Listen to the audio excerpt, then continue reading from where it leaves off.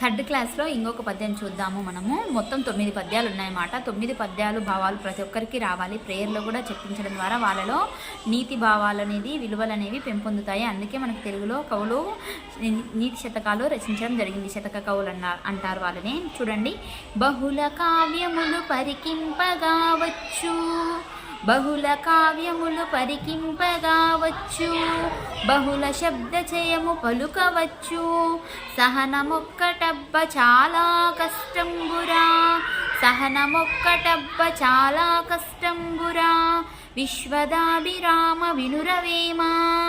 ఓ వేమ, అనేక గ్రంథాలను చదివి ఉండవచ్చును, ఎన్నో మాటలు మాట్లాడడం వచ్చి ఉండొచ్చును. అంటే అనేక గ్రంథాలు చదవడం వచ్చి ఉండవచ్చు, మాటలు కూడా మాట్లాడడం వచ్చి ఉండొచ్చు. కానీ ఓర్పు కలిగి ఉండడం అనేది చాలా కష్టమైన పని. అందువల్ల ప్రతి ఒక్కరూ ఓర్పును అలవరుచుకోవాలి. ఈ కాలం పిల్లలకైతే చాలా తక్కువ ఓర్పు. అంటే సహనం. ఏదైనా ఒక పని వెంటనే దాని ఆటంకం అవరోధం వస్తే వెంటనే చికాకు పడడం కానీ వదిలేయడం కానీ చేస్తారు.